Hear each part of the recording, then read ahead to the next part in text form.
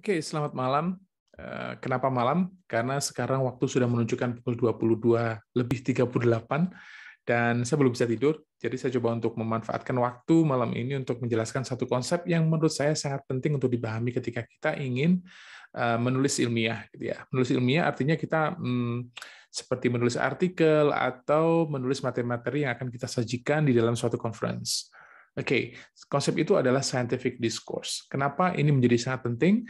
Karena kita bisa membayangkan begini, ketika kita berkomunikasi dengan anak-anak berusia 5 tahun misalnya, kita akan mencoba untuk menyederhanakan bahasa yang kita gunakan. Pasti ya. Nah, ketika kita misalnya menyampaikan informasi kepada orang yang lebih tua, tentu saja kita harus mengubah gaya bahasa kita. Ya. Nah, gaya berbahasa ini berbeda gitu ya, berubah sesuai dengan audiens kita, siapa yang kita ajak bicara. Nah, sekarang kita tarik ilustrasi itu ke ruang scientific atau scientific discourse. Yang disebut sebagai scientific discourse adalah proses dan metode yang digunakan untuk berkomunikasi yang terkait dengan informasi-informasi saintifik ya, informasi-informasi ilmiah. Kita bisa membayangkan bahwa ilmuwan, scientists, researchers, peneliti, penulis dalam satu bidang itu mereka berkomunikasi dengan bahasa yang khusus, dengan bahasa yang sudah disepakati, dengan konvensi dan standar yang memang sudah disepakati dalam satu area. And that is scientific discourse. Dan itu yang disebut sebagai scientific discourse. Cara berkomunikasi, gaya berbahasa, jenis tulisan, dan lain-lain yang memang sudah disepakati dan diterima oleh satu komunitas di dalam satu bidang ilmu. Nah, di dalam scientific discourse itu, ketika kita masuk di dalamnya dan ingin menyampaikan ide, entah itu dalam bentuk tulisan atau dalam bentuk lisan ya, misalkan untuk presentasi, kita perlu untuk memperhatikan 4 hal.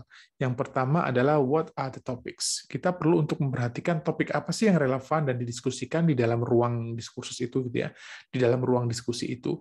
Praktisnya begini, ketika kita ingin mengirimkan satu artikel ke sebuah jurnal, kita perlu untuk mempertimbangkan apa sih yang didiskusikan di dalam jurnal tersebut, gitu ya. That's the scope of the journal. And then hal berikutnya adalah kita perlu untuk mempertimbangkan level diskusinya. Diskusinya berada pada level apa? Oke. Apakah berada pada level analisis yang biasanya dilakukan oleh mahasiswa kita, gitu ya? Apa justru barangkali level of discussions is higher than that? Barangkali lebih tinggi daripada itu. Oke.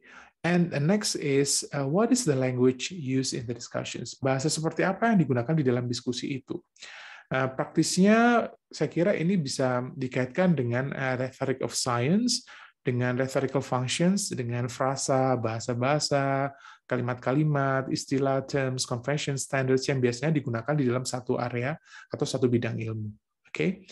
Dan yang terakhir adalah jangan lupa ketika kita terlibat dalam diskusi ilmiah, you have to bring your ideas, you have to bring your arguments, and that means you have to analyze your arguments. Kita harus membawa argumen kita ketika ingin terlibat, ya, ingin terlibat dalam satu diskusi ilmiah. Kita harus membawa argumen dan kemudian kita harus menyediakan adequate evidence, bukti yang cukup, data yang cukup untuk mendukung argumen tersebut. Okay, those are the four things that you need to consider. Itu adalah 4 hal yang kita perlu pertimbangkan ketika kita ingin terlibat di dalam diskusi ilmiah, gitu ya, baik itu dalam bentuk tulisan maupun lisan. Okay, so that's very short, singkat videonya, video yang dibuat karena saya tidak bisa tidur. Okay. mungkin besok kalau nggak bisa tidur lagi akan saya buat video lain lagi. Kita bisa diskusi tentang hal lain. So thank you very much.